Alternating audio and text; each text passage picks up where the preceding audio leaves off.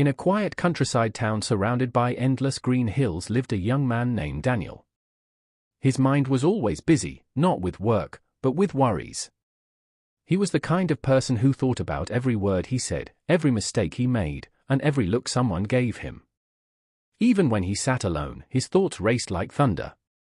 Daniel worked as a mechanic at a small roadside garage. His boss, Mr. Okoro, was an older man who never raised his voice, even when things went wrong. Daniel admired him deeply but couldn't understand how he remained calm when chaos surrounded him. One day, a customer shouted angrily because her car wasn't ready. Daniel panicked, fumbling with tools, sweat dripping from his forehead. But Mr. Okoro simply smiled, wiped his hands, and said softly, "The car will be ready soon, madam.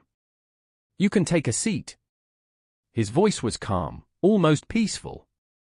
After the customer left, Daniel asked, "How do you stay so calm, sir? Don't you ever get angry?" Okoro chuckled, "Anger? Yes, I used to.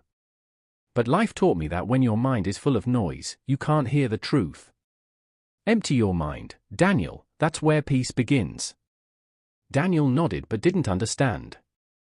That night, he lay awake, replaying every failure, his unpaid bills, his late rent, the mistakes he made that day. His thoughts became a storm. He longed for quiet, but didn't know how to find it. The next morning, Mr. Okoro gave him an unexpected task. "Take this bike to the old hill beyond the river," he said. "Fix the fence there, and don't rush. Just listen to the world." Daniel obeyed, though he didn't see the point.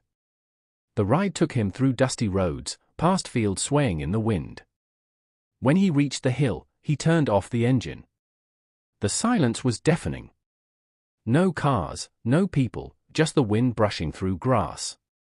He sat for hours, staring at the clouds. For the first time in years, his thoughts began to slow. That night, when he returned, Okoro asked, "So, what did you hear?" Daniel smiled faintly. "Nothing." "Good," said Okoro. "That's where everything begins." Weeks passed, and Daniel began to change without realizing it. He started waking up earlier, sitting outside before work, just breathing as the sun rose. The noise in his mind was still there, bills, future, fears, but now it didn't control him. One day, a friend named Isaac came to the garage. He looked desperate. "Daniel, I need help. My business failed, and I don't know what to do. Everything's falling apart." Daniel saw the same storm in Isaac's eyes that used to live in his own. He took him to the same hill. They sat there as the wind whispered through the grass. For a while, neither spoke. Then Isaac asked, "What are we doing here?" Daniel replied, "We're letting the noise pass. You don't have to fix everything right now. Sometimes peace is stronger than control." Isaac laughed bitterly. "Peace doesn't pay the bills." Daniel looked at the horizon. "No, but peace helps you think clearly enough to find a way to pay them." Later that week, Isaac called back, saying he'd found a small job.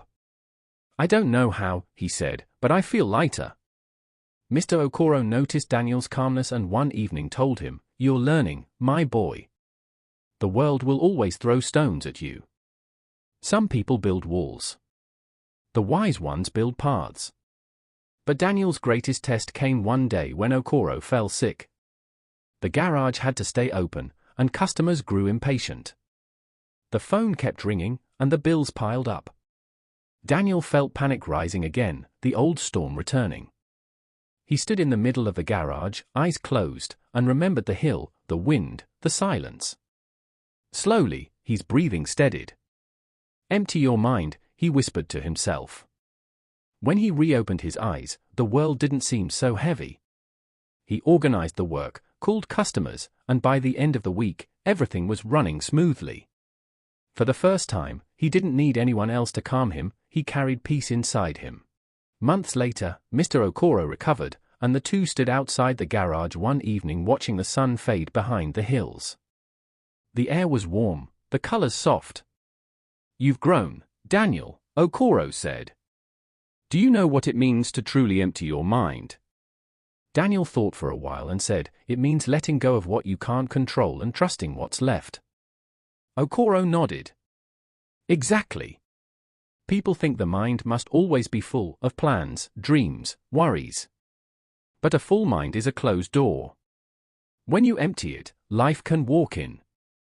Not long after, Daniel decided to start his own small workshop in the nearby town. The first few weeks were hard, long days, few customers. But he didn't panic. He fixed one car at a time, smiled at everyone who came, and slowly word spread. People said his place felt peaceful, and they kept coming back. One afternoon, a young boy came by, nervous and unsure, just like Daniel once was. He asked, "Sir, how do you stay so calm when everyone else is rushing?" Daniel smiled, wiping his hands with a cloth. "Because I learned that silence isn't emptiness. It's strength waiting to be used." The boy nodded slowly, trying to understand, and Daniel looked up at the sky, wide, quiet, and endless, and whispered to himself, "Thank you, Okoro." That evening, as he walked home, the world felt different. Not quieter, just lighter. The sounds of life no longer competed in his mind. They flowed together, laughter, wind, footsteps, like a song that finally made sense. And for the first time in his life, Daniel realized that peace doesn't come from having less to worry about. It comes from learning how to listen beyond the noise. Because when you empty your mind, you make room for wisdom to enter, and that is where the real strength begins.